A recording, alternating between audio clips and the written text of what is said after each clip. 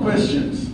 Can my computer be infected by just visiting certain websites in my Windows browser? So regardless if you're using Chrome or Firefox or Internet Explorer or Safari or Opera, any of the browsers, can I be infected? And the answer is yes. You can be infected, which is pretty scary when you think about it. So how do we, and I'll talk about how to protect that particular scenario in a little bit. How can I be sure my computer files are fully protected from viruses and malicious software? Is it safe to open attachments in my email? How about online banking? Is it safe? A Microsoft tech call wants to access my PC. Some of you have already been called by that. What would happen to my files if my computer crashed or became infected with ransomware, or really a virus at all? And the ransomware is called CryptoWall. It's now CryptoWall 3.0. And I think it may be 3.1 now. They got a new version. So, okay, Ryan, go ahead. So we'll answer some of those questions and a whole lot more. Okay, let's start with fake emails. Be aware of emails from shippers or retailers. No established business would ask a consumer to disclose his or her password via email or on the phone. McAfee's Davis said, shoppers would look at the specific email address and domain name, and I'll show you some examples in a second, of the sites they're pointed to. Make sure it's really from the retailer and not from somebody else. And there's ways to do that. You can put your mouse over the link and you can see, oh, this is not from Adobe or from Microsoft or from Intuit or from whoever. Okay, go ahead. Okay, so here's the first one. And this is actually one that I received. And it basically, it's a picture I took, but it says, this message is from Charter Web, it's kind of hard to read, web mail service. You have exceeded the limit of your bytes charter.net email service mailbox set by your web service. So basically they're saying there's a problem, you need to click on this link. And as you can see, that link doesn't look at all like a regular charter link. It's got charter.jimbo or something after it. So it's pretty obvious that one's not going to be a good one. You got your little pointer? Can I use it? Thank you. Okay, next one. Next one's a little clearer. Dear account user, your mailbox has exceeded the storage limit. So this stuff looks like it's coming from the people, thank you. Looks like it's coming from Charter again until you get down to that link. To revalidate your mailbox, check the link, and then you can see this link. Again, it says charteradmin@yolasite.com. So it's pretty obvious. Sometimes they hide it within the link. You can't tell just from visually looking. You have to put your mouse over that, and then it would show up.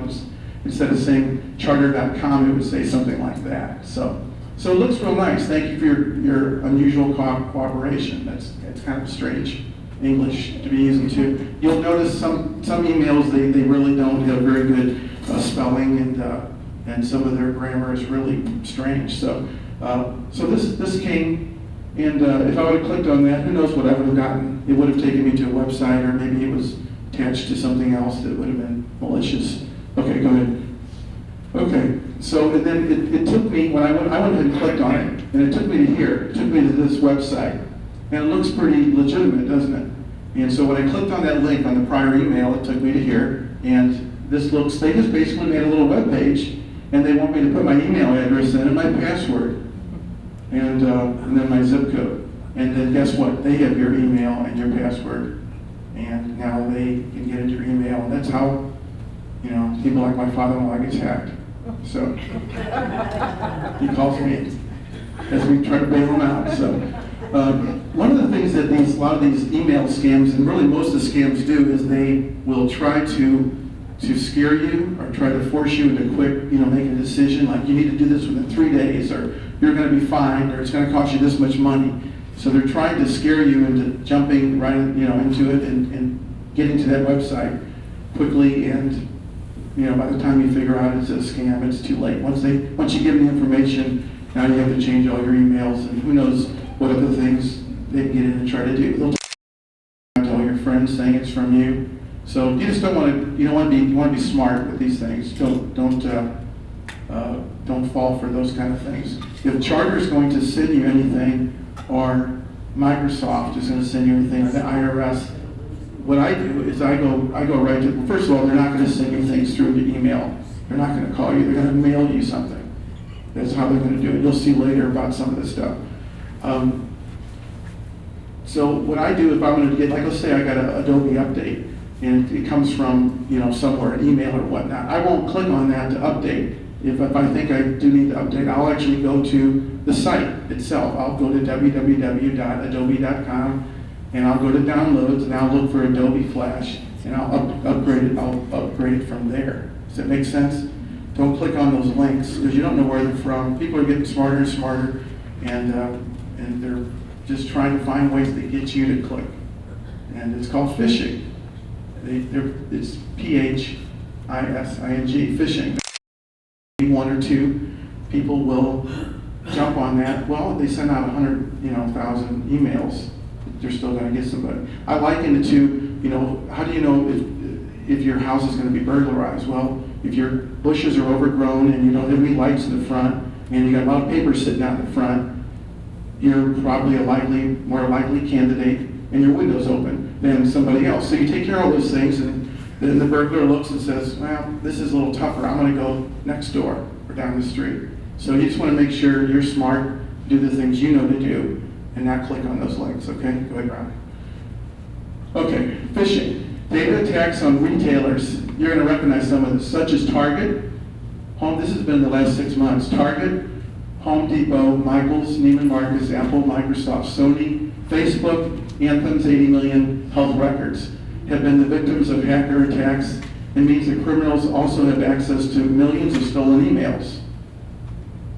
Those can be used in phishing scams. The phishing attempts can appear to come from either a retailer or a shipping company, such as UPS or FedEx. But actually they're fake emails, just like we saw with Charter, that are trying to get customers to disclose their emails, okay? So we're gonna look at some of this stuff. Go ahead. Okay, so here's an email that came. This is actually from March of this year. This one, it came to this person and says, hello, I sent you this documents earlier.